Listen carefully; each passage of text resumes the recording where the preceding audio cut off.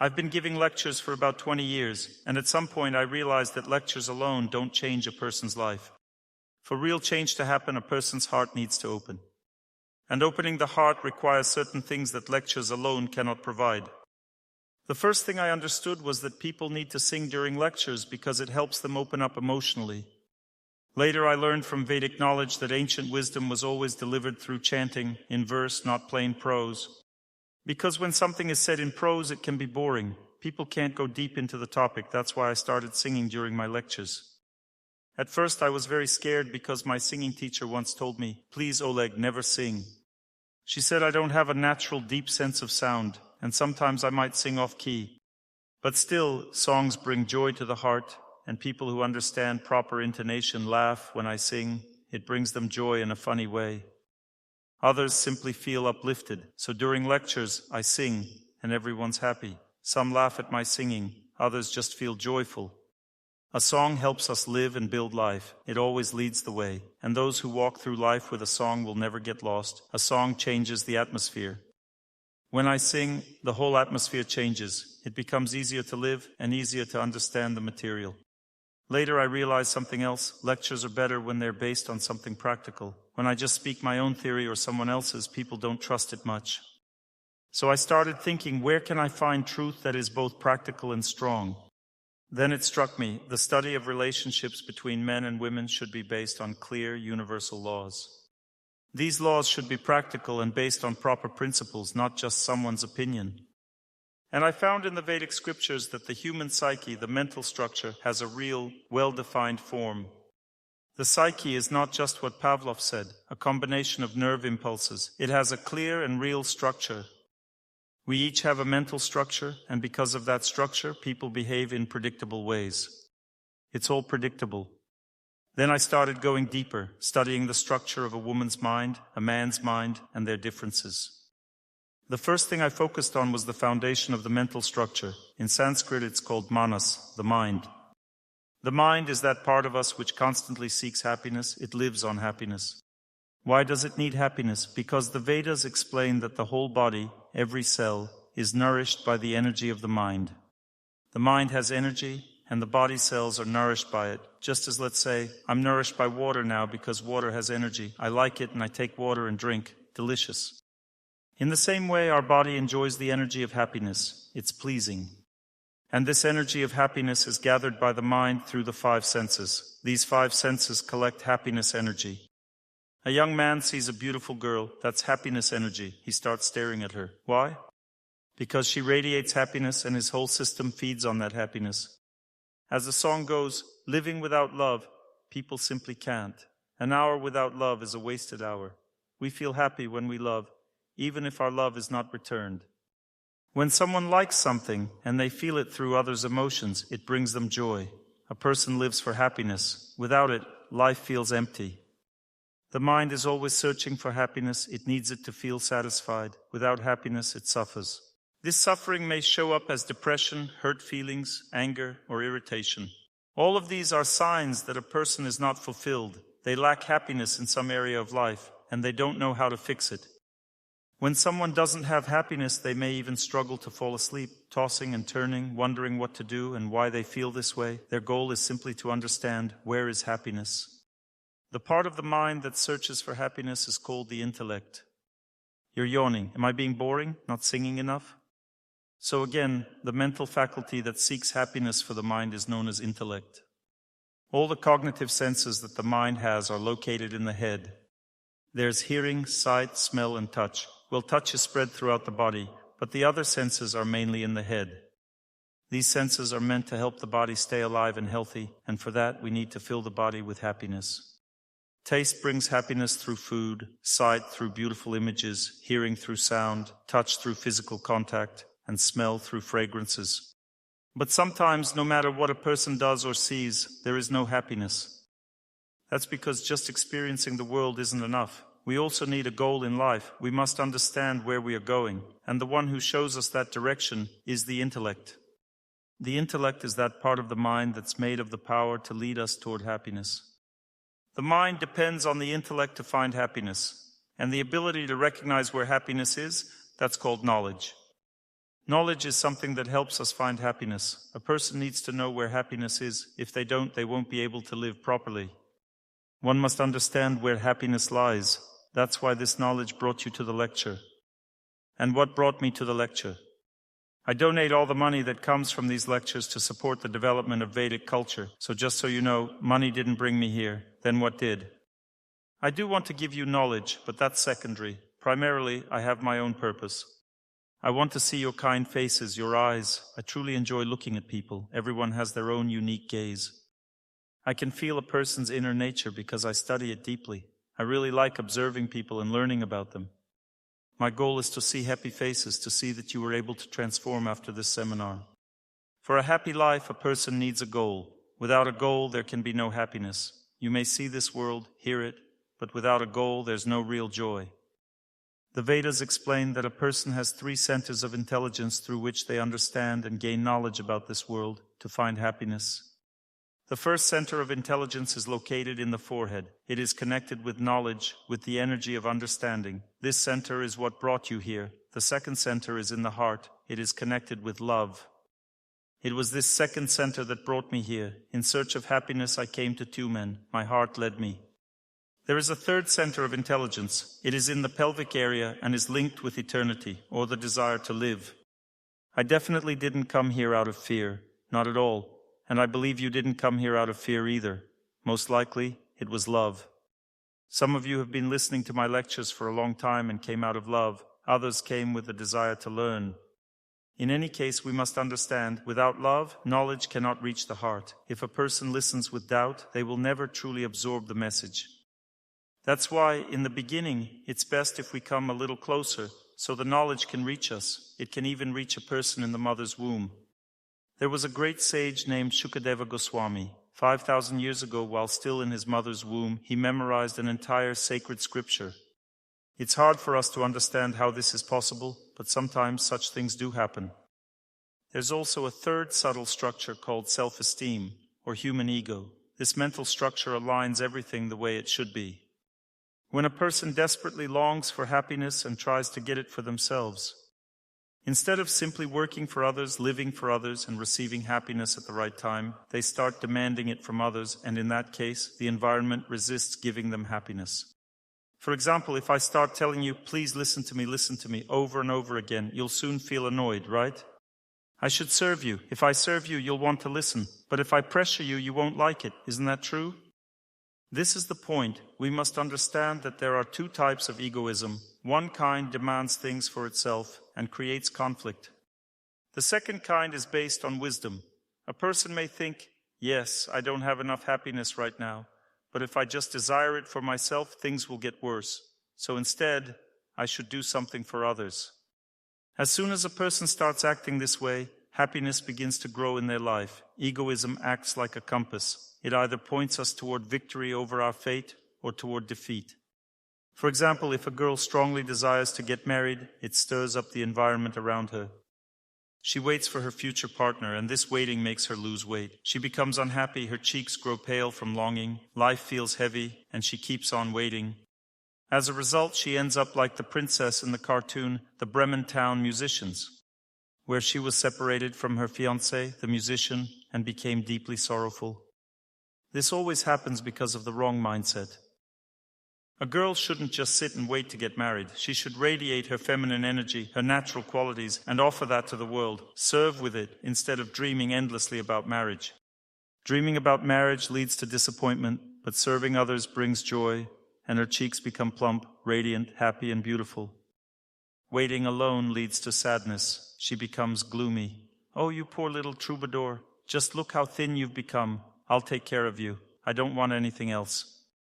That kind of state doesn't bring happiness, right? She withdraws, stays at home, no longer wants to see anyone because she thinks fate is not on her side. But she needs to be active, cheerful, and take initiative.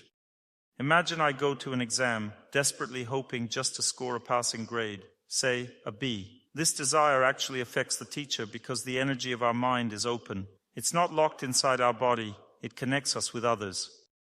So the teacher looks at me and I already want that B before the exam even starts, and he senses it, that I'm trying to pull something from him, and it puts him off.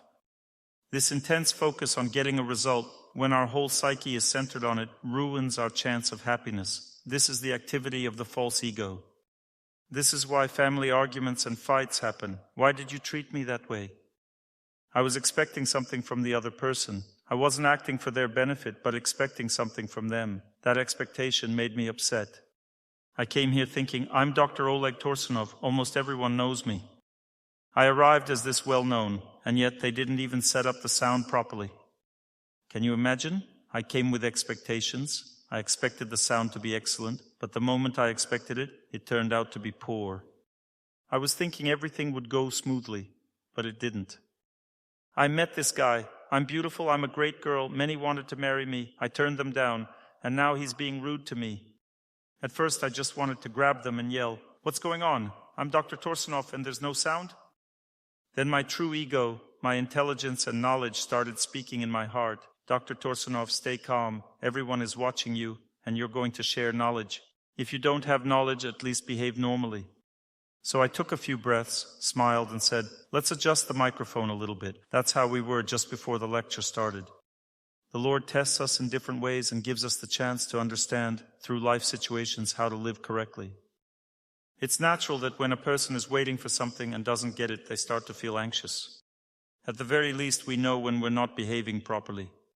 So we're talking about 3 mental structures. The first one is called the mind. It spreads through the whole body and affects our entire psyche. It forms the core of the body. Our destiny lies in the mind. It holds our thoughts, character, feelings, and tendencies. The intelligence is a subtle structure that controls the mind. It tries to show us where real happiness is. And then there's the ego, like the settings of a microphone. If the microphone is well adjusted, the lecture goes well. If not, no one likes it. A false ego is like a bad setting. When I want something from others, that's false tuning. Proper tuning means serving and caring. When a person is tuned properly, their true ego starts to act. True ego is always based on knowledge. The false ego, on the other hand, is based on pain, resentment, and expectations. For example, I feel hurt. At that moment, the true ego stops working and the false ego takes over. Pain always activates the false ego, but later you can realize you misunderstood and apologize. That gives you a chance to restore good relationships. Understand that the true ego can't always be active. It works only when we're aware and conscious of what's happening, but when we experience pain, whether physical, emotional, or mental, it shuts down. Sometimes there's pain in the intelligence, like when someone came to hear one topic in a lecture but gets something else. That causes inner resistance. When pain comes, the false ego always turns on and the intelligence turns off. When does the true ego act? When a person sincerely wants to serve, their true ego gets activated. Then they're tuned properly and can give happiness to others. Along with that, intelligence awakens, clear understanding arises, mutual understanding becomes possible, and even family life becomes happy. As long as we insist on proving ourselves, demanding our own way, staying hurt, unhappy, depressed, disappointed, or stuck, there can be no happiness, and there won't be. It won't come on its own. For happiness to come, a person must begin serving others and forget about themselves. At that moment, when we start living this way, the chance appears to become happy, gain knowledge, change our life, and ultimately find success. An unhappy person cannot become happy until they start doing something for others and shift their focus away from themselves. Turning away from oneself means we have enough subtle energy of happiness, enough inner strength to begin acting. Sometimes a person just has no strength at all. They say, I can't help anyone, I'm depressed, I just feel terrible. In such moments, a person should reconnect mentally with those who live not for themselves. There are many ways to do that. You can watch a movie about people who live rightly, who serve others. You can listen to spiritual music or uplifting songs that inspire service to others. When a person receives strength from someone to act in the right way, they begin to act correctly again. Either way, whether they gain strength to do what's right or simply act rightly, they achieve victory. But if someone keeps taking offense, getting angry, falling into depression, thinking everything is bad, if they don't love this world and see it in a gloomy light, they gradually degrade. This damages their mind, harms their health. All diseases also come from a lack of happiness, lack of the energy of happiness. That's why, in principle, a person should not be unhappy. But you see, happiness is not the goal of life. The real purpose of life is the ability to live for others, because that's what brings true happiness. But when someone starts chasing happiness, what gets activated? The false ego. I married you, now come on, the payment's made. Where are the services? Serve me, please me, enjoy me, love me. Such an attitude leads to failure. Conflicts and arguments begin immediately, because no matter what, he won't be able to live up to all your expectations. If I insist that I need perfect sound in the hall, then they'll never be able to make it the way I want. It just won't happen, because I'll keep demanding more. Even if the sound is already fine, I'll still want better. I deserve more. I'm a good person, right? And so on, it never ends. This only brings more and more suffering into the heart. Everyone suffers. Why did we even invite Dr. Torsunov here? He's exhausting us all. The mind has subtle energy channels. Knowing about them is very important. You'll find out about this very soon. The first and most important channel, the central one, is like the trunk of a tree, with all other channels branching from it. It runs along the spine and is called Sushumna. This energy channel is responsible for a person's strength. It is connected with the desire to live. This energy channel is connected to the desire to live. It flows from top to bottom. When a person performs healing practices, overcomes laziness and life's difficulties, then this central energy channel functions well, and they have good health. But if the central channel is weak, the person wakes up late, goes to bed late, overeats at night, and lives in a dull, lazy, uninspired way, then they have neither health nor happiness. Their life becomes short and joyless. Life expectancy also depends on how active this central energy channel is, the Sushumna. So for it to function properly, there are various ways to give people the knowledge about how this channel works. If you want to understand what gives a person true health and strength, I cannot fully explain it to you, because you need to hear the voices of those who have actually felt that wave, that inner state. Now we will try to feel it, how to tune ourselves so that this most important energy channel, which runs along the spine, works correctly. As in the song, "Hey comrade, more life, keep up, don't delay, march on, so that body and soul are young, are young, are young. Don't be afraid of heat or cold. Temper yourself like steel." Do you understand the principle? If a person forces themselves to wake up early, if they exercise and overcome laziness and hardship, then they become strong, resilient, and live a long life. For women, it's a bit different. She should do everything gently and with care because she is made of love. A woman has her own system for maintaining happiness and health because her whole being is woven from the energy of love. What does it mean, woven from love? I'll explain this knowledge now. There is a song. It's very important for everyone to know that happiness exists. We wish you happiness, happiness in this big world. Like the sun in the morning, let it enter your home. We wish you happiness, and it should be such that when you are happy yourself, share happiness with others. This is how the whole system of life works. A person should not focus only on themselves. They must constantly give. The knowledge that a woman is made of the energy of love is rooted in our subtle body. Along the Sushumna, this central channel, there are two very powerful side channels that rise upward. One of them runs along the left side, Ida Nadi. The other, Pingala Nadi, is on the right. Ida is the feminine channel, associated with the energy of the moon and Venus. Pingala Nadi is the masculine channel, associated with the sun and Mars. It flows on the right side. When a person leaves this world, they do not die. Only the physical body dies, but the subtle energy body remains alive. It does not die in this world. In fact, we are not even this subtle energy body. We are souls, spiritual beings located at the center of this structure, who simply want to live. The soul has three core desires. It seeks knowledge, it seeks love, and it wants to live. These three desires of the soul are expressed through three centers of consciousness.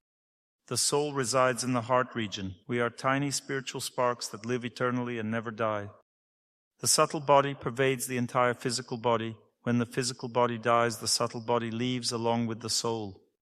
The subtle mind, manas, also called the body of desires, is like the framework of the subtle body. According to our desires, we receive a corresponding body in our next life.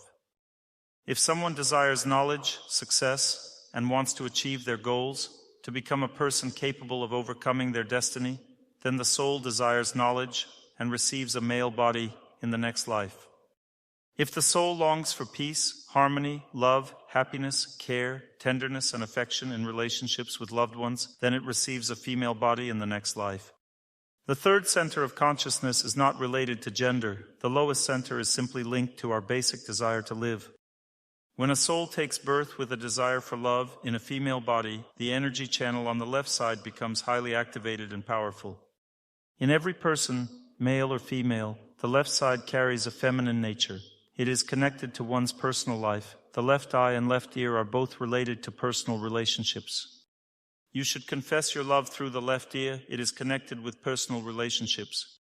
If a woman's left eye is more expressive, it is considered favorable. If the right eye is less expressive, it means her energy is flowing more through the left channel and she is developing correctly as a person. If a man's right eye is stronger, more expressive, even slightly larger, this is also considered favorable. It means he is developing correctly. The Vedas explain that when a person is born as a woman, subtle energy flows through the left energy channel, Pingala, 3 times more strongly than through the right side. In women, the subtle energy associated with the left energy channel is 3 times more active than the subtle energy that flows on the right side. When a person is born as a man, his subtle energy flows 3 times more strongly through the right side, which is more important for his health and happiness.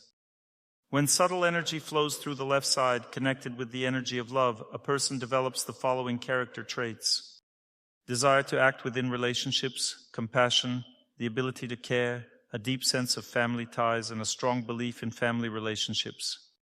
Kindness, compassion, sensitivity, and receptiveness also develop. Attentiveness grows, along with the ability to think and to feel deeply. When subtle energy flows through the left side, a person feels more intensely what is happening around them. Their psyche and intelligence have more purity than strength. When a person develops in the female way, their intelligence lacks force but is pure. It serves as a good indicator and works through the heart. When a person is born as a man, and his subtle energy flows mainly through the right side, it is associated with the following character traits. There is less interest in close relationships and more interest in business relationships aimed at achieving victory. Less desire for harmony with the whole world and more desire to conquer this world. Less desire for kindness and more desire for truth, persistence, determination, and courage. Not sensitivity of intelligence and receptiveness, but strength of intelligence. Not tenderness of character, but firmness. Not compliance, but steadfastness.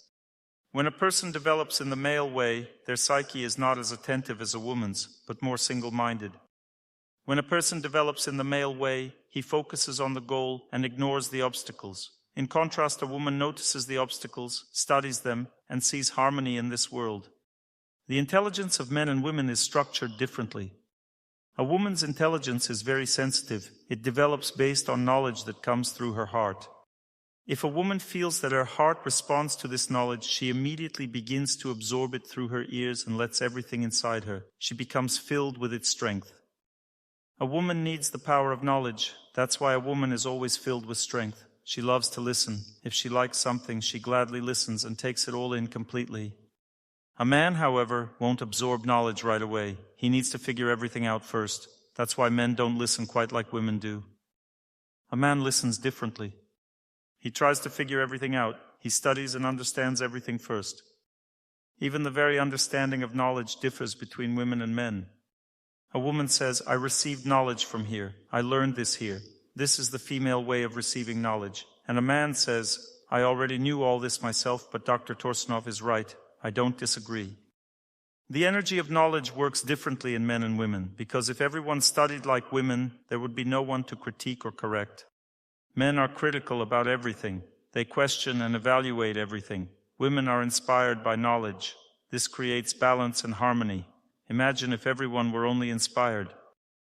One lecturer comes, and everyone gets inspired and follows them. Another comes, and everyone gets inspired and follows them. That's not stable. There is no stability in this. Men bring stability and knowledge. They study everything and stick to one direction. At the same time, a woman constantly torments a man with new ideas. Where are you going? Why go there? Let's go this way instead. That's good too, because if you keep going in just one direction, you can sometimes lose your way. Male and female intelligence help each other find the truth. The Vedas say, a wife is the heart of her husband. When a wife says, don't go there, go the other way, otherwise you'll get into trouble, the husband should listen. When she tells this to her husband, the husband should listen, because there won't be another warning. There's no one else to tell him. If he ignores it, the snow will definitely fall on his head and hit him. If a wife is worried, the husband should listen because in her heart there is knowledge about what is right. But this does not apply to her. A woman can advise her husband, but not herself. That's why she comes to her husband and says, I don't know what to do, tell me. At this point, the man should not act arrogant. What, are you stupid or what? He should not humiliate a woman, but instead gently and quietly advise her. The psyches of men and women are built completely differently. Now I'm going to say something that may confuse some of you, especially those here for the first time. For a woman, it's happiness. For a man, it's hard work. A woman thinks, why is it so hard for you to just talk to me gently and softly, tenderly? My dear, let's go talk about something. And the man replies, maybe tomorrow, not now. Does this sound familiar? For a man, emotions and relationships are hard work. A woman calls her friend and says, I asked him to talk, and he replied, not now. Her friend replies, I understand you. Among women, emotions are easy and natural, but for men it's harder. Add a little emotion and he already feels tense. The reason is that what brings happiness to a woman is hard work for a man. On the other hand, what brings happiness to a man is hard work for a woman. A man is happy when his wife believes in her husband. She believes in him and he feels endless happiness. There is an old Soviet cartoon. There, a female sparrow saved her husband from a cat, but throughout the cartoon the sparrow flew around, repeating, Am I chief? Am I chief? Chief in English means boss, and she tells him, You are chief, you are. Of course, you are the chief. In the end, she saved him. A woman sees all the flaws in a man, and not only does she see them, her psyche is like a black box in an airplane, recording everything. She never forgets. Whatever a man does, she remembers. That's just how her mind works. She remembers everything. A man, on the contrary, sees beauty before him, all the good things, and when suddenly a woman does something wrong, he is genuinely surprised and says, What is this? What's the matter? What is going on? And at that moment her memory from the black box opens and she lists all his shortcomings and misdeeds, one after another, to-do-do. He just stands there thinking, well, okay, I'm going, because he can't say anything back to her. There's too much information. He needs to understand and process it first. That's how the psyche works, and this woman who notices everything about her husband, understands everything and sees how he compares to others, still needs to look at him with respect for him to feel happy. Can you imagine what an effort that requires? To act as if she doesn't know anything, as if she doesn't understand anything? That's difficult. Even in the structure of intelligence, there's already a huge difference. In a man, all the power of intelligence is concentrated right here in the forehead. We call it demagogy. In a woman, this center of intelligence is less active. There is a gap here. In a man, there is a wedge here, and he constantly keeps trying to drive this wedge into that gap, thinking, the harder I press, the more she will understand. He asks, what did I just tell you? And keeps pressing. But when he keeps hammering this wedge of words and demagogy into her forehead, the woman feels that she doesn't understand anything at all. Her thoughts stop at this moment. She just finds it unpleasant and exhausting. This demagogy tires her. That's how her psyche is structured. Yet he thinks, I need to press even harder, something's not getting through. He starts to press it in even harder and she becomes even more tense. At that moment, since nothing more can come out of her center of intelligence in the forehead, it all comes from where her center of intelligence is strongest, her heart. A woman has a wedge in her heart while a man has a gap here. This center of intelligence is emotional by its nature, woven from the energy of love and emotions. The woman tells him emotionally, leave me alone, and that wedge goes straight into his heart, right here. It presses into the very heart that fell in love with her, you understand? When a man falls in love, he has a hole in his heart, an aching feeling. Life becomes very difficult. He no longer knows how to live without her. He thinks, I can't forget you. What should I do? You see, he can't. That very aching feeling, which arises from the fact that female energy enters the heart, is described colorfully and fully in the cartoon Mowgli. When Mowgli fell in love, he approached the wise snake Kaa, which means snake in Hindi, and asked, Kaa, what is this? And pointed to his heart. Kaa answered, spring. And that very hole which is filled with the energy of love for a woman now fills with destructive emotions. He cannot bear it because there is love for his wife there, and suddenly destructive emotional force enters there. It tears his heart apart, so all his energy rises back to his head, and he hammers that wedge even harder into her forehead. No, I will tell you again. This is how a quarrel starts, which ends with dish-breaking, door-slamming, heads banging against walls. Everyone does it differently. It all begins when they start driving knowledge into each other, a woman through her heart and a man through his forehead. What should be done? You need to understand that this approach doesn't work. Everything needs to be said to a woman very calmly, gently, and directly, without over-explaining. Just say what you mean. If you don't want to go to the theater and want to go to the cinema instead, just say, I don't want to go to the theater, I'd rather go to the cinema. You don't need to philosophically justify your wish, evoking the historical background of two men, the historical location of the theater and cinema, or long arguments. Just say it honestly that you don't want to go to the theater but want to go to the cinema instead. A woman will understand this better because she understands with her heart. Logic is not interesting to her, she gets tired of it.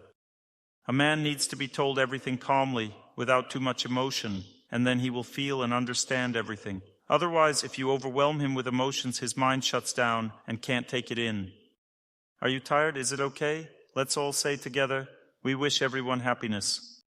Thank you very much. I am infinitely happy. You should know that if you want your loved one to understand something, you need to say it without the emotional pain you are feeling at that moment. Since you are hurt by the fact that they don't understand, if you speak while hurt, that pain will be transmitted to them, and their intelligence shuts down. You cannot explain anything to a loved one when you are in pain. When you have already accepted that he cannot understand, and you have gotten used to it, then you can tell him very carefully and unobtrusively what you want to convey. The key is to say it carefully and unobtrusively.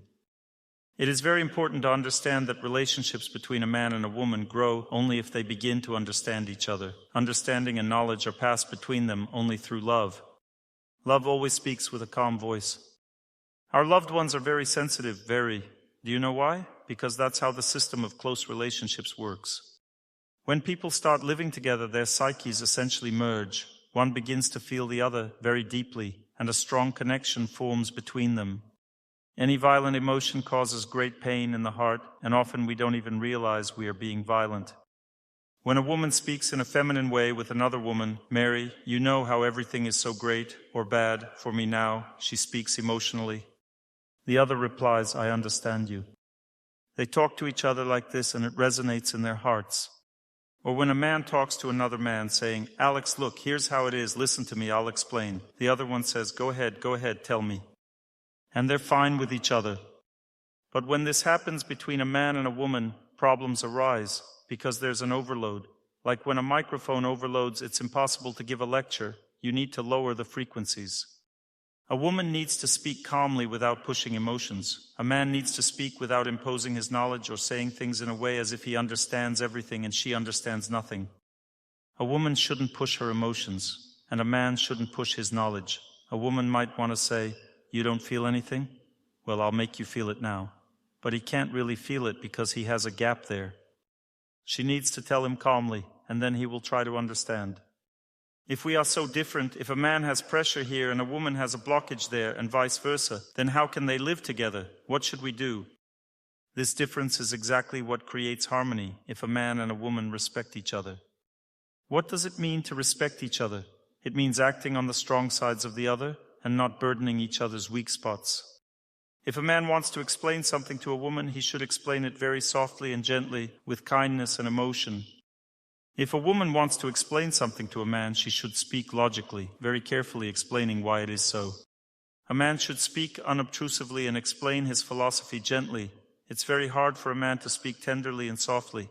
It's very hard for a woman to speak logically. But they both need to learn, otherwise nothing will work. Respect means acting in a way that doesn't hurt your loved one, so they will not feel mentally wounded. Respect is the foundation of a relationship. Without respect, there is no relationship. Respect is essentially a person's mental attitude toward their loved one.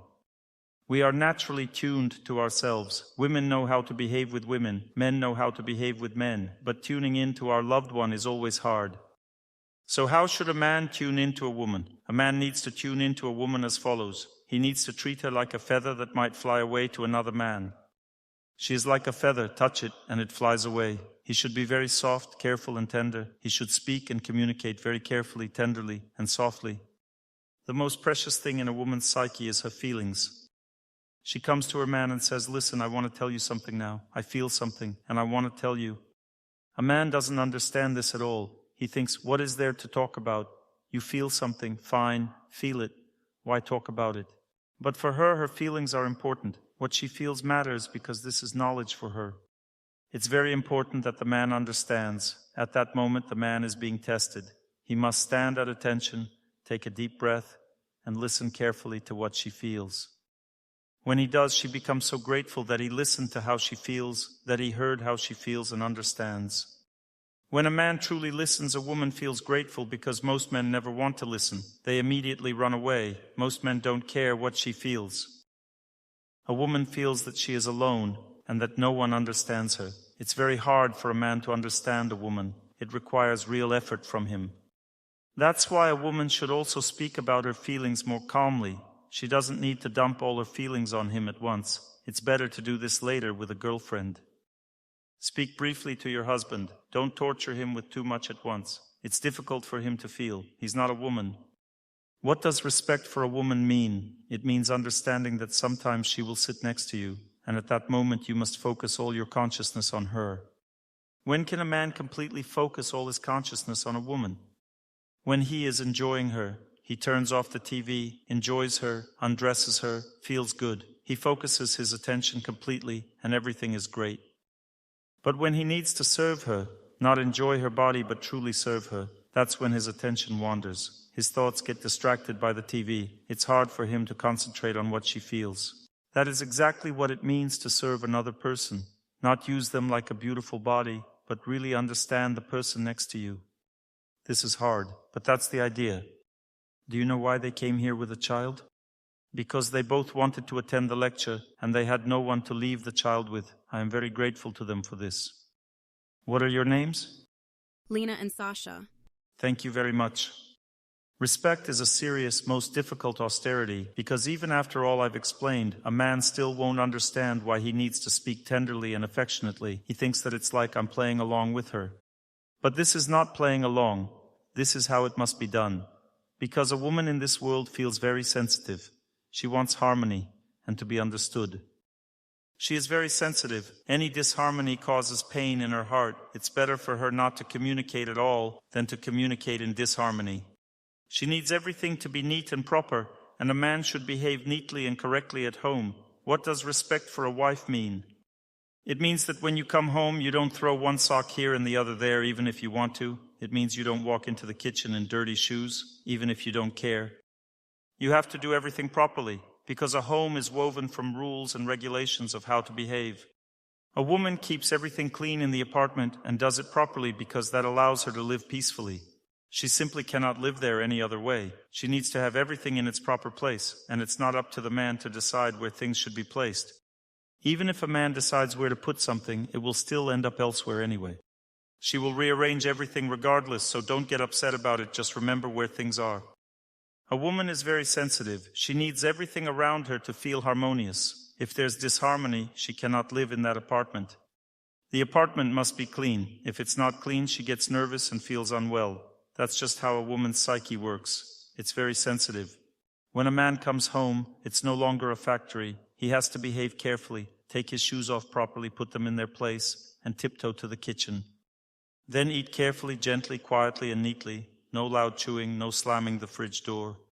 You are entering a zone of heightened sensitivity. Behave very gently and delicately. This is what respect for a woman means. Now, ladies, raise your hand if you didn't like what I just said. Be honest, what? Would you like a microphone? We need more microphones. I'm happy you spoke up. What's your name?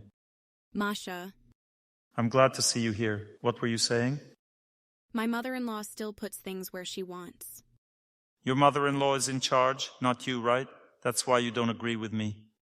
The mother-in-law is the head of the household, and even if you want to leave things where you left them, the mother-in-law puts everything in its proper places because it's her domain. That's why you don't agree, right? I still have all of this ahead of me. When you have your apartment, then we'll talk. My husband actually likes to clean. That happens. In the West, it's even more common. Sometimes people switch roles. We'll talk about that too. This is normal. Everything eventually falls into place. The main thing is not to create same-sex marriages. A man and a woman should interact with each other. Energy has to flow between them. I first noticed this back in the 80s when these strange songs started reaching us, and then I heard our singers performing them. First I heard these songs sung in a very thin male voice. Goodbye, my love, goodbye. I didn't understand. Why say goodbye like that? Then our singers also started singing the same way. I don't know why I'm singing in a female voice. I don't know why. That's no longer Vedic culture. A man should be masculine, a woman feminine. Sometimes we switch roles, and that's okay, but eventually it all evens out. When you have your own apartment, you will arrange everything your way, and the man will scatter his things around. That's normal. To respect a woman, you need to learn to at least put your socks a little closer together, just a little closer. And at least try to wear cleaner shoes and wipe them off before coming in. Even that shows respect for your wife. Well, at least do something about it. Of course, you're a man, you don't fully get it. Like in the joke, Vasily Ivanovich comes home and says to Petka, "We need to screw in a light bulb." He climbs up on a chair wearing dirty boots, and Petka says, "Vasily Ivanovich, maybe we should put down a newspaper." And he replies, "No, Petka, I'm tall enough to reach without it." Men and women think differently. You agree with me, right? The only problem is the mother-in-law, but that problem will sort itself out over time. Respecting a woman means that a man should learn to see beauty in her. It's very important to water the flower that grows next to you. A woman is like a flower. If you don't water her, she wilts, and then there will be no beauty left in the home. Even the cockroaches will be sad, because everything in the house is filled with feminine beauty when a woman is cared for. That's why a man should always learn to notice the beauty in his woman. Once I looked at my wife and saw that she was wearing a very beautiful dress. I said, "What a wonderful dress you're wearing today." She replied, "I've been wearing it for a week already. Even if you notice it a week later, it still makes her happy. At least notice it eventually, even after a week." That's good too. Try to move in this direction. Learn to see the beauty in your woman. What actually happens? Your wife grows older, she ages. And there are always beautiful, younger, prettier girls while your wife's external beauty fades. But her inner beauty grows. As a woman ages, all her beauty moves from the outside to the inside and becomes visible only to those closest to her. In youth, a woman's beauty is obvious to everyone. Everyone likes her beauty. Then gradually her beauty turns inward, and this inner beauty is the most valuable, the most precious gift a person can have. When a man learns to see the inner beauty of his wife, that is respect. Respect means learning to notice and see her qualities. To see means to water. You need to water a woman with your attention. If a person is attentive, attentiveness means seeing beauty in her.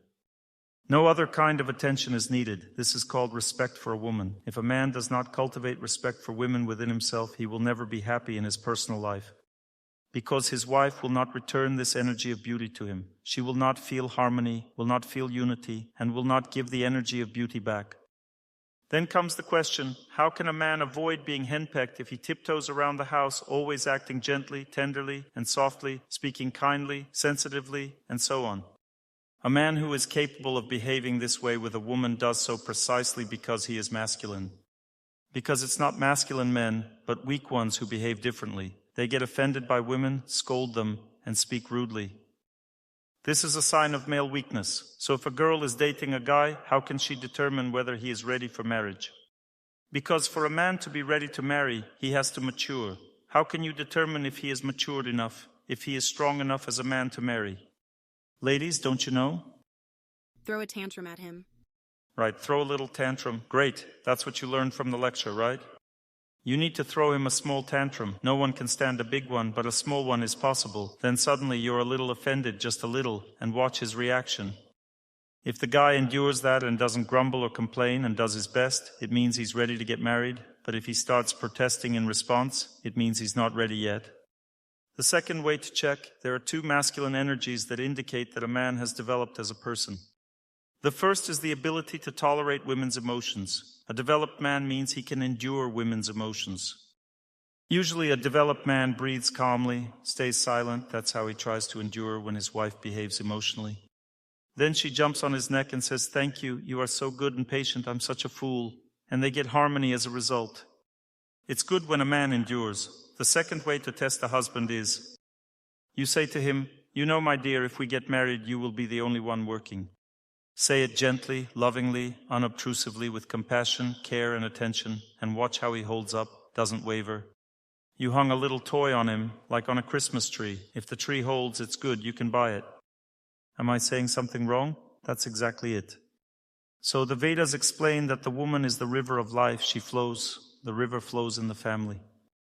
The man is the banks. The stronger and higher the banks, the calmer the river flows. If the banks are a bit lower, it undermines them and the water flows out. A woman always mentally tests a man for endurance. She slightly nags him, but in fact she's sawing off the branch she sits on. And it's clear that when she breaks the branch, she'll have to fall down, but that's her nature.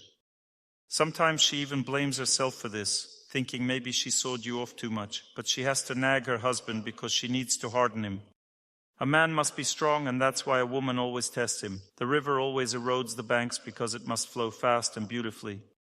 The river is the woman, the river of life, whether we want it or not. It must flow powerfully, beautifully, joyfully, and therefore the banks must be strong.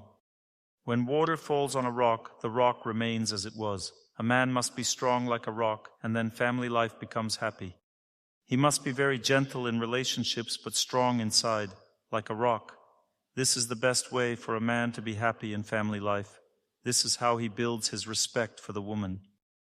When a woman feels respected, when the man's indicator is set correctly, she blossoms. She begins to flutter around the house, feels free and joyful in the home, and can allow herself anything, because she knows the husband won't let her down. He's a good man. He understands everything, and her feminine nature unfolds in every direction. When you enter such a home, a woman behaves very openly, very happily. She's glad to see everyone, runs around saying, "I'll feed you now." She's so happy and content, and her husband behaves very quietly and carefully, and that doesn't mean he's some silly fool. The Vedas say that a man should behave at home like a lamb, and then he will have the strength to behave like a lion at work. A man behaves like a lamb at home and like a lion at work. When the river bends, the banks must be very steep. Sometimes a woman gets carried away. And at this time, a man must stand his ground firmly, calmly, and steadily, not giving her chances, and then she will calm down immediately. For example, if only women work in production, how to make them calm about their salaries. You have to tell them the salary will never increase under any circumstances. They immediately calm down right away. You know how the female psyche works. If there's even a tiny chance, the female psyche sneaks in through close relationships and realizes that chance, and she does it unconsciously. In Sanskrit, a woman is called Stri. Stri translates from Sanskrit as woman, and also as a personality who never stops expanding her desires and possibilities. If she has won back even a little, she will never give it up again. That's how the female psyche works. In a relationship, a woman will always win back her share little by little, bit by bit, and a man will have less and less unless she nobly returns something to him herself. That is possible only if she sees that he respects her. Therefore, respect for a woman means living a family life without problems. I'm sure there's not a single man in this room who thinks what I said is easy. It's very hard for a man because the male psyche by nature is rough, harsh, one-directional, incapable of considering anyone else or feeling another person. It kind of rushes straight ahead, insists on its own, behaves as it sees fit, stands its ground, argues, and so on. The psyche works totally differently, and yet you have to behave with your wife so that she blossoms, remains happy, more and more beautiful, and turns the home into an atmosphere of happiness.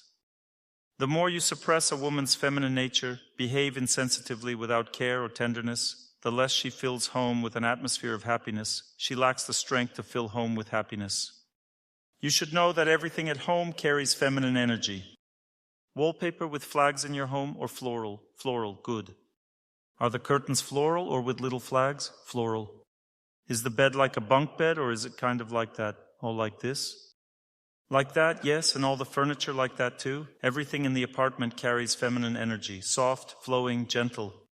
Well, if a man makes himself some kind of office, at least puts a desk in a masculine way, if he manages to do that, it will be good. At least his own desk with a big chair, but still a wife will tidy it, and she will still make everything soft and gentle on the desk, even if it is sturdy and big. Everything in the apartment is filled with feminine energy, and that's good, because when a man comes into such an apartment where everything is filled with feminine energy, his psyche relaxes and he rests. The man rests in the apartment. He needs to replenish his strength, and so when he comes home, because everything there carries feminine energy, he rests. He rests and replenishes his strength. Women create the atmosphere at home. If a woman feels respected, her wings unfold, her psyche blossoms, and she flutters around the house, creating an atmosphere, happy, beautiful, joyful. A man rests in such a house, fills up with energy, and then goes into battle again, fights the environment, achieves success, and so on. You should know that the mood in the house depends on the woman's psyche. The mood the woman is in is the mood of the entire house. Even cockroaches are influenced by the woman's mood. If the woman is scared, they are scared. If the woman is happy, they happily sit in their holes, happily twitching their antennae. When the time comes, they come out and do everything properly, so there is cleanliness and order. They all follow one energy. Even the dog behaves according to how the woman fills the house with her energy. The woman is influenced by the moon's energy. The moon is constantly moving, and the woman's mood is constantly shifting. So on some days, a woman may fill home with happiness, and sometimes she is resting. Therefore, before entering the house, a man should test the atmosphere. Is the wife resting today, or is she filling the house with happiness? If she is resting, how does she behave? She tries to communicate less, walks around as if unnoticed. If you ask her, "What's wrong?" she will say, "Leave me alone. I'm having a hard day." She usually tries to be alone during this time and tries not to interact. Literally, a woman behaves this way a few days per month. She fills up with strength. At that time, she needs silence, solitude, and peace to recharge. Then she spends the rest of the days giving out that energy. Am I saying this correctly or not? I'm not a woman after all. Correct.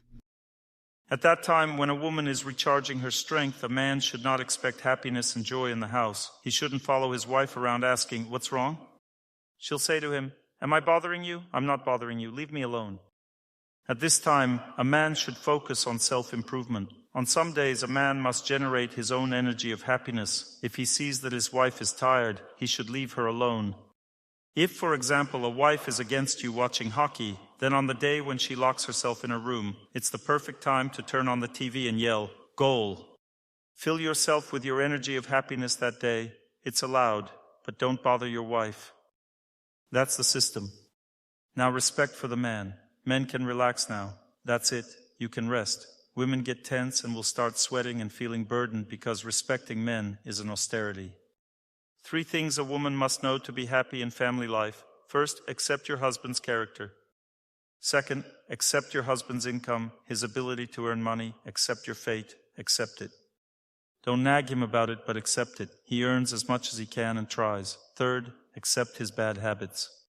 Speaking of bad habits, know that since a man is made of actions, a man's bad habits are more noticeable than a woman's. Everyone has bad habits, men and women alike, but women's bad habits are expressed differently. Every woman has her own bad habit, but since a woman's nature is woven from beauty, this bad habit of a woman eventually becomes her distinctive trait rather than a bad habit. Just like all the traits of a woman eventually become her signature qualities, making it so you really can't blame her for anything. Instead, men always end up being blamed. So listen up, ladies. Every one of you has a certain issue. That issue means your feelings and emotions in some areas are out of control. There's some part of your life where you just can't hold yourself back or stop. And a man needs to know where that weakness is in the woman and accept it as part of his life. That's what respect for a woman really means. For example, every woman has one of these weaknesses from the list, but maybe there's one out there I don't know about yet. Some women can't live without constantly buying new jewelry. That's the most expensive weakness. So that kind of woman has to choose a man who earns well, or she'll be unhappy. She can't change that weakness inside herself. She needs to buy new jewelry, and there's nothing she can do about it. Another woman wants new dresses or clothes. She can't help herself either. The third woman just wants peace and quiet more than anyone else, and that's basically all she needs. Probably the best option of all. The fourth woman wants dogs and cats around the apartment. That's her weakness. The whole place is going to be filled with squeaks, snorts, squeals, and poop. That's her weakness, and there's nothing you can do about it. The fifth woman always wants to go to some island. You'll just have to take her there. because she'll lose her mind if she doesn't get to go. The sixth woman wants her husband to look at her all the time. Then you'll have to somehow learn to look away from the TV and actually look at your wife. I don't know what to do about that. It's not my situation, so you're on your own with this one. What woman is there, the seventh? If I had told a man the fourth, he probably wouldn't even notice. But women, you keep track. Every move is recorded. So the seventh woman wants to constantly talk to her husband nonstop. She always needs to say something, and he has to listen. That happens too. The eighth woman doesn't want anything from her husband, but she needs to talk with her friends for at least an hour every day. That's her weakness, and you have to give her that chance, otherwise she'll go crazy. Just like women have these kinds of weaknesses in life, which they actually see not as weaknesses but as strengths, men have their own weaknesses too. For example, the desire to have a drink, to smoke, to play dominoes. Everyone relieves stress in their own way. Women have their ways to unwind, men have theirs. Some men like to beat each other up. They go boxing, put on gloves, punch each other in the face, and then come home happy and cheerful. I have a friend who used to organize my lectures in Novosibirsk, and I asked him, how do you manage not to drink, not to smoke, not to fool around? How do you relieve stress? He said, I do freestyle wrestling. When someone locks me up in a hold, I grunt, sweat, try to break free, and that's what relaxes me. Every man has his own way to release tension, maybe something unusual like that, but everybody needs to relieve their stress. Women relieve stress by putting on a new dress, for example. Men relieve stress by, say, playing dominoes. Men have good and bad ways to relieve stress. Women's ways are all good. That's because they're women. Men have some good ways and some bad ones. That's because they're men. Men change throughout life. Women have a stable, constant nature. Women receive all the best qualities from birth. A woman's psyche is structured so that the very best is deep inside her character. And that stays solid like a rock, which is why women are the keepers of human culture. You see, everything is stored inside them, and they live by it their whole lives. Whatever a woman was taught as a child, she carries it with her her entire life and behaves accordingly. Women are the guardians of culture. Men, on the other hand, are constantly changing everything. They need to improve and rearrange things all the time. And that's why sometimes a man develops upward and becomes very valuable, but sometimes he falls down if he chooses the wrong path. You know, men sometimes get helped down the wrong path, right? Behind every great man, who stands? A great woman. Exactly, a woman. So, what does it mean to help a man? What do you think? Believe in him, respect him. At the very least, don't nag him and accept his passions. For example, maybe your man isn't some big shot. He's just a tractor driver. Accept him as he is and be happy with what you have. Like in that song, we're not stokers nor carpenters, but bitter regrets we don't have. We're high-rise fitters, and from up high we send you our greetings. Every man takes pride in his profession because it's his life, his achievements. There's your tractor driver. Don't belittle him by saying, oh, you're just a tractor driver. Don't ruin the men, don't ruin them. Don't cut down the trees, don't cut down the trees. Women, understand this. If you're not inspired by your husband's passion, you're cutting him down at the roots. Nothing good will come of it. He won't become a great man. If you're not inspired by what he does, at least try to inspire yourself. Try to support him in his work. If he is a guard, say, my husband is the best guard in the world. That means he won't just be a guard. He'll become the chief security officer of your city. Try to understand this. If a man has a certain direction in life, and it's something good, something that benefits others, you need to inspire him to keep going down that path. Inspire him with your faith. And faith is not an easy thing. You have to push yourself to do it. If you mock your husband, you're cutting him down at the root. A woman is either a blessing or a curse. Woman is energy, man is the action. And women are the energy needed for that action. There have even been scientific studies showing the connection between how a woman treats her husband and how others at his workplace treat him. It turns out there's a direct link. If a woman respects her husband, then others automatically and unconsciously respect him too. But if a woman neglects her husband, everyone around neglects him as well.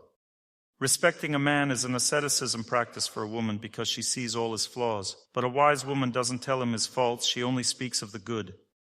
Even if he asks, what's wrong with me? He's not asking because he wants to know what's wrong. He's testing you, and at that moment you need to say, you're perfect just as you are. You're the best man in the world to me. I see some frowns from the ladies. Don't worry, it's all good. Men are happy hearing that. Women get a little sad. Don't be sad, it will all be fine. Feel how hard it is to live like this? The Vedas explain there are two types of life. In one, it's nectar first, then poison. When someone lets themselves do whatever they want, however they want, at first it's great, it's like a nectar, but then comes the poison. That's the wrong kind of life. People meet and at first enjoy each other. The woman enjoys the man enjoys the woman, nectar at first. But they don't really get to know each other, they don't learn how to live together, they don't communicate their expectations or their needs. They don't try to understand each other's character, and that's tough, really tough, because men don't understand women's nature at all, and women don't understand men's nature. That's why you need to talk. No excessive kissing or jumping into bed too soon. You just met. Communicate then. A man cools off immediately. Imagine you want to iron something, but you unplug the iron. How long will it stay hot? No, it cools down. The same way if you jump into bed with a man on the first day, he cools off, that's it. How will you warm him back up? He got everything he wanted, doesn't need anything else. He's cooled off, he won't iron anymore. You have to keep your distance at first. Start with the poison. Get to know each other first.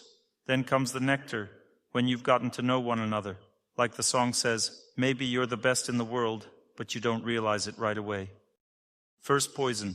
You meet, it's tough at first, then comes the nectar. But if you have a honeymoon phase and then it's like you come home and just sit there, then living together gets really hard. You know what I mean, my friends? Because at first you're infatuated with each other and then it gets tough. So knowledge is poison when we sit and listen about how to behave with your husband. It's poison, it's tough, but then comes the nectar. Like one woman said, and then it gets better. See, she already knows. How long have you been listening to these lectures? 4 years. She knows everything now. According to my dissertation, life starts to change after about 1.5 years of listening to lectures and learning how to live right. After 1.5 years, life gradually changes, but before that it's all confusing. And after 4 years, I think everything really falls into place. We'll keep studying. Right now I'm giving you a bit of theory, then we'll have some back and forth with the listeners. The microphone will be passed around. We'll talk. You'll share how it's going for you. So respect for a man means giving him the chance to become a good person. When you respect a man, you water him, and he gets stronger and stronger. There's more and more money in the house, and his character improves more and more. Gradually, he becomes a real man if you nourish him with respect. What does it mean to respect a man? Ladies, look at me carefully. When a man says something with conviction, it's very important to him. You don't have to really understand it, but it's very important to pretend that you do. At that moment, you have to nod along. The Vedas say that knowledge of how to do things right comes through practice. Some people think, I don't feel that way. Why do I have to do it like this? The Vedas say, do it right first, and then you'll feel why it's necessary through the results. So women should always make it look like they're listening carefully and nod when a man speaks. Even if your heart protests, don't worry, everything will work out your way in the end. Because there are 2 spheres of influence in life. Try to understand this. Men don't care how things will be. They care that everyone agrees on how things should be. Women don't care about agreeing or disagreeing. They care about how it actually turns out. Now let's talk about a situation I always talk about in lectures. So a woman really wants a dress. She belongs to that category. She can't live without a new dress. And since money is tight, a husband comes home and says, all right, my dear, no new dresses this year or this month. But she's already planned exactly which one she wants. When a woman plans something in her mind, she can't just cancel it. Even if a man says no, nothing changes inside her. Do you agree, ladies, or not? Nothing changes. Because, gentlemen, and now it's not funny anymore, a woman's desire is 6 times stronger than a man's. Imagine that, 6 times stronger. If my desire is this much, like a glass, a woman's desire is like 3 bottles. 1, 2, 3. Can you imagine? That's a huge difference. She can't do anything about it. You just need to know this. That's how human psychology works. So what happens? What's the right way to handle it? He says, no dresses this month. He says it like a human, kindly, man to man, seriously. He's a serious man, right? He's serious because he's a man. It's not that he's trying to pressure her. He's just a man, and he's serious. Some women think a man is being controlling when he does this. No, that's not it. He's just a man. When something is very important to him, he speaks seriously. And if he speaks seriously, that means you need to run. What does that mean? It means you just need to know in advance that as soon as he starts speaking seriously, you need to agree. that immediately calms him down. He says, "We are not buying a new dress this month." And a woman immediately replies, "Yes, my dear, absolutely no dresses." And just like that, he's deflated. He calms down. Thank God. That's it. The main thing is that he feels heard. If he feels heard and relaxed, everything's fine. I'll keep an eye on it. But his desire has already calmed down. He's even ready to buy the dress himself now because his wife agreed. Men are naturally generous. They have very generous hearts. Like in that song, "What shall I give you, my dear? How can I thank fate that brought me to you? Maybe I'll give you this sunrise. There's nothing impossible for you from me." A man's heart is very generous. What about a woman's heart? It's generous too, but in a different way.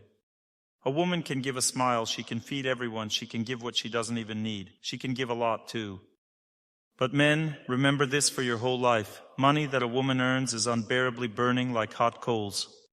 Never, under any circumstances, should you spend that money on yourself. If you decide to buy yourself a nice pump for the car, or a tire or something, it's better if you don't drive that car anymore, because a woman will never forget that the tire was bought with her money. And at the first opportunity, she'll bring it up again and again. Ladies, do you agree with this or not? Yes. Exactly, right? Money that a woman earns has terrible destructive power, so let her keep it for herself. Don't touch it. It's dangerous money. But if a man earns money, he'll give it all away for just one smile. Sapphires, diamonds, pearls, and turquoise. I'd give it all away for your beautiful eyes. That's the man's psyche. He lives for love. He gives away boldly his whole paycheck. Then he asks, and the answer is, "Oh, that's already been allocated, my dear." Don't you want us to buy things for the kids? Do you want our mom to go without medicine? No, my dear. That's a man's share. All right, moving forward. So men are generous. Women need to know this. But he can't always share his beliefs and principles openly. For him, this is a law that must never be broken throughout his life. A woman should clearly understand that she must never disagree with her husband. She should always agree, no matter what, even if it seems absurd. She always senses it's absurd, but still she must agree. Because for a man, what happens next doesn't matter. He might even forget. What matters is that his wife agrees. That is very important. So what happened next in this family? Since a woman's desire is 6 times stronger, and he has already calmed down, she cannot relax. Someone else might buy the dress soon. She feels it, goes to the store every day, and senses that someone else has looked at the dress today. She can't take it anymore, it's too much for her. She turns red, then pale. Normally she fills the home with happy energy, but now she fills it with sadness. Even the dog lies next to her looking miserable. Everyone suffers, the kids, everyone feels it. The husband comes home and sees that something is wrong. He sits down next to her and asks, "What happened?" Women, at this point, sadness is a powerful weapon. It works very well when used properly. But a woman's strongest weapon, and it must be used correctly, is tears. Not tears blaming the husband, but tears aimed at herself. You shouldn't cry in a way that makes him feel guilty. Don't cry like that. You need to cry differently, in a way that makes the man completely defenseless. Let me explain how to cry. Listen carefully. Even men will agree with this. Try it a few times. Practice it. You should cry like this. "I'm such a fool. I keep wanting things, and we don't even have money in the family." Do you get the idea? The tears should be directed at yourself. If they are sincere, the husband will sit down next to you and say, "Don't be upset. Tell me, what do you want?" You need to bring him to a boiling point, make him a bit nervous, and then quietly say, "I want a dress." Then he'll say, "What nonsense. Just a dress? Let's go and buy it." And even if the husband and wife attended this lecture together, and she tries this tomorrow, he'll still be happy. Raise your hand if there's a man who would be unhappy seeing his wife behave like that. No hands. Now raise your hand if you're a man who likes it when your wife acts like this. Some do. The rest just haven't understood it yet. You need to figure it out. It's like a little boy and a little girl. A 5-year-old girl understands everything. God has already given her enough intelligence to grasp relationships. She gets it. She says, "My mom is like this, dad is like that, they have this kind of relationship. When I grow up, I'll have a daughter." She understands everything, and she's only 5. If you have a 5-year-old daughter, you'll agree. She understands, sees, and feels everything. Now a 5-year-old boy, are you hungry? Want to go for a walk? That's all. But a man grows up, he's meant to develop. That's why God gives him little at first. Later he gradually becomes wise. And a woman preserves what has been there since childhood. That's why she always feels everything and understands deeply with her heart. That's the difference. So to respect a husband means to understand that earning money is hard for him. You shouldn't blame him too much for not bringing in enough. Know that this will only make things worse. If you cut a pine tree at the base, it won't grow well. To help it grow better, you need to support it from below. If you feel your husband earns little, it means you're not inspiring him enough. You need to believe in him more, rejoice in him more, say things like, "You're doing well, good job, you're amazing," and so on. When there's no strength in the heart, you feel like scolding him instead. That's why a woman needs inner power to inspire, and she should get this strength through prayer.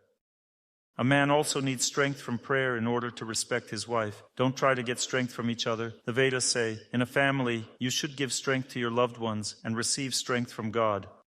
You should learn to practice spirituality so that your inner strength grows. The Vedas compare God to the sun. When the sun shines, everything around is filled with light, and this light means knowledge. It helps a person to understand how to act. Light also means happiness. A person gets filled with happiness and has the ability to endure, forgive, and accept. That's why a person should focus much energy on staying connected with holiness. Holiness reflects the light of God. Who is a holy person, or what is a holy place? It is a place filled with God's light, you understand? In your home and your life, you should definitely keep something connected to your spiritual tradition without changing it. You need to have a place in your home that is filled with light, and when life feels difficult, go to that place and speak to God from your heart. I'm in pain, I'm struggling. Don't pour this out onto your loved ones or friends. No one can help you as much as the higher power, the supreme truth, can. Ask life, strict as it may be, which path to take and where to go in this wide world in the morning. Follow the sun, even if the road is unknown. Go, my friend, always walk the path of goodness. When a person moves towards God, they follow the sun. They become radiant. They begin to shine from within, and then they have the strength to show respect, because respect is a kind of healing practice. But how can you respect a man who doesn't work at all, not just earns little, but does nothing at all? This is exactly where his path begins. To respect him, you need to gain strength, because this is your destiny. The pain you feel because he doesn't work actually makes him even less willing to work. It's a vicious cycle.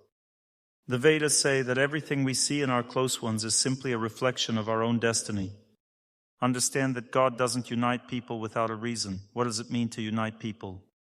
It means there's a certain invisible thread between them, and fate flows from one to the other, like between connected vessels. Whatever I need to go through in life, my wife helps me face those challenges. She creates the situations. Whatever a woman needs to experience, her husband creates those situations for her, and they do it unconsciously. Why can't a man work? Because it's not destined in the woman's fate. He has no energy to work. That energy comes from the woman. She inspires him to work. If it's not in the woman's destiny for her husband to work, then he simply won't. So how can we change what's written in fate? Don't keep nagging him. It won't help. He's already drained, already lacking strength to work. You need to do something else. You need to tune yourself to something sacred, sit by the altar, and start wishing happiness to everyone. Shift your focus away from yourself. Because when you keep thinking, my husband doesn't want to work, I feel miserable, I can't go on like this, you think it's a special case. Dr. Torsunov, you don't understand how hard this is. You have a job. Don't dwell on that. Tune into holiness, mentally bow down to the sacred and say, I want to live for you, I want to forget myself, I want to rise above my problem. Otherwise, your whole life will remain difficult. Keep repeating, I wish everyone happiness, I wish everyone happiness. Forget yourself. Forget yourself. If you want to be happy, walk the path of goodness, the path of the sun, shine for others, and let go of your ego. Let go of your worries, your ups and downs, and understand that life is not a child's game. And if things are rough with your husband, don't just hope for a miracle. Reach out to him and always walk the path of goodness. What's the main idea? Real help only comes through connecting with a power that is not self-centered. In this world, we all feel pain, and pain makes us focus only on ourselves. But our minds should turn toward caring for others, toward giving. This becomes possible only through connection with holiness. Without that connection, there will be no true giving. That's why at the end of today's lecture, we'll practice tuning into purity and holiness. We'll have a session called I Wish Everyone Happiness. This is very important. It's a practical method that will help you later deal with personal life problems. Now let's continue discussing the topic of respect, because it's the key to family life. It's like the foundation of a house. If there's no proper mutual understanding, the relationship won't last. So respect in the family is the foundation that allows you to live in peace. And in this respect, you need to force yourself to make an effort. For a man, it means treating a woman gently and carefully, accepting her strictness, her routines, her sensitivity, even her mood swings. To understand that she's acting out not just to be difficult, not because she wants to get on your nerves, but because she's having a hard time coping with the situation. She is naturally very sensitive. Respect means understanding and accepting this and trying to treat her with great care. That is called respect for a woman. Respect for a man means understanding that he too is sensitive and fragile, especially about his ideas, his principles, his values, and life goals. You also need to understand that a man's mind works differently from a woman's, and you should forgive him for his imperfections. If you ask a man, for example, to cut a salad, and he chops the cucumbers into big pieces, it means that's just the way he does it. Once my wife asked me to cut a salad. I started slicing the pieces slightly larger than needed, and when she told me to cut them thinner, I began sweating, just like I'm sweating now. I'd rather chop wood. That would be more useful than slicing cucumbers thinner for a salad. For me, it's a serious challenge. My senses are just not trained for this. She takes a cucumber, goes chick-chick, and it turns into these thin, perfect slices. But I just can't do that. Or she asks me to clean the floor. I can just run the mop down the middle of the room. But if she asks me to clean around the legs under the sofa, I just can't. I don't have the patience to go around each of those legs. I can pour water and clean the whole apartment like that, no problem. But carefully cleaning around all those sofa legs, that's too much for me. She asks, "Why is there still dirt here?" I look and see nothing. She says, "Look closer." And then I see a tiny speck of dust I'd never noticed in my life, but for a woman it's clearly visible.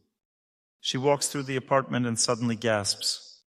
I look, there's a tiny ladybug sitting there. "Take it out of here." I picked up the ladybug and gave it the whole world. That's how it is. We are so different, and there's nothing we can do about it. We need to be very attentive to these differences. This is what respect in life means. It's a very important principle in any relationship.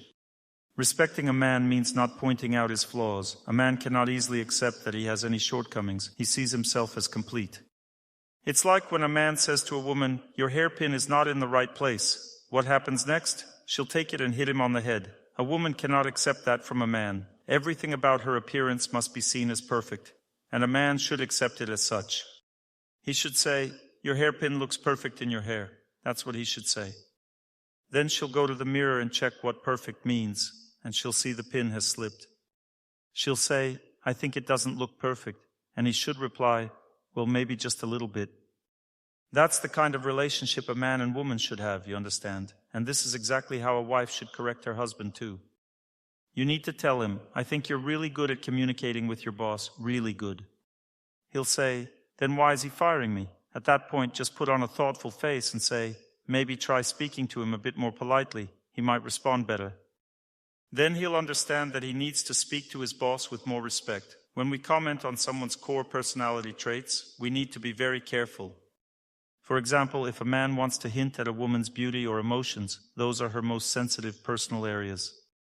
If he says, "No, you're feeling the wrong way," how will she feel? It's like a slap in the face. In the same way, you shouldn't tell a man that he's worse than other men. Don't compare him. Like saying, "Other women have husbands like swans, but I've got a disaster." Remember that scene in the movie Love and Pigeons? Why were the men drinking with the women there? Because the women were constantly nagging the men. Why were the men drinking? Because the women kept nagging them. A man doesn't drink unless he's being worn down. He drinks out of sorrow, really. The bitter drink comes from grief. Vodka tastes bitter. It comes from inner pain. Respecting a man is a heroic act, very difficult for a woman because her whole psychology protests against her husband's flaws. It's very hard for her to accept them, but if she does, she overcomes her fate. Instead of cursing her husband, she starts speaking positively and nurturing his best qualities. She makes him strong, stable, and resilient, and most importantly, she eventually gets what she wants in life. Whatever she needs, she'll always receive, if she respects her husband. Respect is the highest form of love in a relationship, and one of the hardest to achieve. In reality, it's almost impossible to instantly respect someone close to you. If you go home after this talk and try to do that, know that it won't work right away. So the first step toward love and proper relationships is getting used to the person, becoming familiar with them. To become accustomed to a close person, you need spiritual energy, divine energy. If someone bows before the altar, wishes happiness to all, thinks of holiness, and spends even 20-30 minutes in prayer in the morning, then slowly a sense of peace enters their heart toward their loved one. Yes, my partner is a drinker, but this is my destiny, and I want to accept it. If someone keeps thinking this way for 1, 2, or 3 months, then one day acceptance comes. It's okay that my loved one drinks. Everything will be fine. We'll change this situation. He's a good person deep down. He drinks because he can't live any other way. It's an illness, and we will cure it. If someone has a viral infection and is suffering, would you scold them for that? In the same way, there are diseases of the mind. Alcoholism is one of them. A person drinks because he lacks the mental strength to handle life. He turns to alcohol under pressure. He has no other way to release the tension. Try to understand this. These mental illnesses come from a lack of inner strength. Accept this situation through prayer. Because if God gave you this fate, it means you lived the same way in a past life. Now it's your turn to take responsibility. Accept this fate. Accept your loved one as they are. If your wife is moody, always complaining, always giving you a hard time, accept her like that. It means she's very sensitive. She can't handle certain things in life. She complains not because she's bad, but because she's struggling inside. You need to understand that loved ones don't act out of malice. They simply don't know how to live differently. And you can only understand this if you have enough mental strength. Having enough mental strength means the mind has a center, a place where this energy either accumulates or is lacking. If a child gets sick, a woman feels anxiety in her heart. What does this mean? It means your energy is now flowing to the child. Whether you want it or not, it goes to help him recover. Loved ones don't ask before taking our mental energy. It happens without anyone realizing it. We are connected at the level of the heart. Why does a woman worry about someone close? Because her subtle energy flows to them. Why does it feel unbearable to live with someone? Only for one reason, because there isn't enough subtle energy between us to digest the heavy karma that has come into our relationship. There are 3 possible ways to react to a difficult fate. The first is hopeless, when we see the other person as the source of all our problems. It's his fault, he's an alcoholic, and he's to blame for everything in my life. If someone thinks like this, the situation is hopeless. It will only get worse. But if someone prays and fills the situation with energy and the power of happiness, takes even a small heartfelt step in this direction, they begin to feel that it's not just the other person's fault. Maybe they also share the responsibility. Otherwise, God wouldn't have sent this situation. So tomorrow when you write me your notes, I'll come earlier, at 6:30 in the morning. The notes will fall into 2 categories. One category, he is to blame for everything. That's hopeless. And you'll write about how bad he is. Or the second option, you'll write, this is our situation, we're both responsible. Please help us understand. We lack the knowledge. In this case, you've already taken a step forward. There are some situations where a person can achieve complete 100% victory. That happens when someone says, God gave me this man, and this is my challenge. And they say it to their loved one without blame. When there's no more judgment, it means half the journey to victory is complete. The first half of the path is walked in pain and struggle, and the second half is walked in strength and victory. For example, a woman might say, I believe things will get better between us. I no longer feel upset when he comes home drunk. I believe we'll be okay. I feel in my heart that we will overcome this. Now raise your hand if you can't accept it when a loved one has a bad character trait or a harmful habit. Raise your hand if you find it unbearable to live with this. There is one woman who can't. She will come forward. We're not blaming anyone. We're just setting up feedback. I'll ask just a couple of questions. Have you been listening to lectures for a long time? No. Have you tried praying? Yes. Did you try on your own? Not the way I describe it in lectures, but just in your own way? Yes. All right then. Thank you very much. Now raise your hand if you've suddenly felt that you can accept your husband's harmful habit. Now you can accept it. Raise your hand. Microphone to the first row. This woman here. Move the microphone closer so everyone can hear. Tell us, did it happen right away or not? No. How much time did it take for this to happen? I've been listening to your lectures for 3 years. And when you began the prayer practice to help you accept your loved one, how long did it take approximately? 6 months. So after 6 months, she was already able to accept her loved one. And now you see, we didn't plan this in advance. We can ask anyone else and it will be the same. We didn't agree on anything beforehand. I have a question for you. Has he improved even a little? Do you feel he started giving something back? That his conscience has awakened a bit? That now he feels uncomfortable doing these things in your presence? Is that right? Yes. Raise your hand if you've managed to accept your loved one. You've accepted their bad habit. You feel calm about it, but the person hasn't changed at all. They're still doing everything the same. Raise your hand. Let's give her the microphone. We're studying how this process works. It's very important. How much time do you spend praying to get used to your loved one's bad habit? Well, about an hour a day. And for how many months? How long in total? For 2 years. I've been listening to your lectures for about 5 years. Do you live together with this person? Yes, we do. This person came into my life less than a year ago, and from the beginning I started accepting him with his bad habits. For me, they're not really bad. I'm calm about it. He lives with his habits, and I live with mine. No, that's not the right approach, because these habits are destroying him. You need to understand that they are bad habits and act like that other woman did. Don't join him in those actions. Stay away from such situations and at the same time pray for him to give them up too. You're the only one who raised your hand, and it turns out your situation is completely different. Not that you're pulling him out of the swamp, but he's dragging you into it. Your case is different, so first you need to pull yourself out of that swamp. You need to start with yourself. You should come to the point where you no longer want to take part in this, and gradually you'll develop aversion toward it. You'll begin to feel that it's unpleasant for you, and later you'll be able to overcome that feeling, and then he'll begin to change. You see how much inner work you need to do. I don't feel any negativity toward you because I understand this is just the size of the task ahead. You're facing a particular challenge in life that you need to correct, and we will definitely work on it together. I'm truly grateful you came to this lecture. Thank you. It's interesting to know that when you truly accept a bad habit in your heart, when you feel that things are okay between you, that's already halfway to success. That means the person can no longer hold on to it inside. Their conscience awakens and starts to trouble them. They can no longer keep something inside that's destroying the family. And this victory is something you feel in your heart. Then it continues to grow and grow. Eventually it becomes firmly rooted in your life. This happens because the energy of happiness comes from spiritual purity. It grows in your life and also grows between you. In order to understand how to live the right way, it's very important to know that there is an invisible thread between people. This thread connects us. When you fill yourself with inner strength, that strength also reaches your loved one, though at first you won't realize it. It will be unnoticed at first, you'll only see it later. Just like an iceberg melts from below and then suddenly flips and looks different. In the same way, a loved one's bad traits start to melt inside, and then all of a sudden they change and feel regret. That's how it all works. As the song says, for the sake of deep love, we must remember that our loved ones are connected to us for life by an invisible thread. Do you understand the system? What does it mean to know and remember that we're connected by an invisible thread? It means that there's sincerity between our hearts. That's not easy to reach right away. In reality, people who don't get married usually don't because they don't fully trust each other.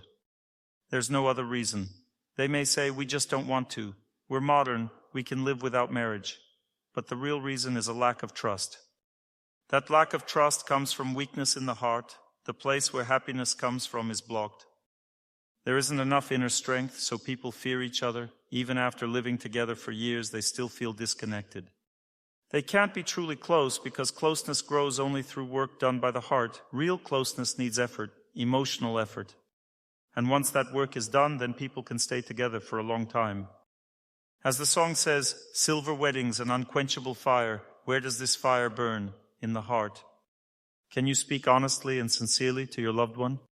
It's hard. They might not listen. Most people are afraid.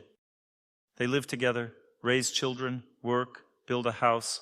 It looks like they're together, but suddenly one of them starts cheating. We're together. Why did you cheat?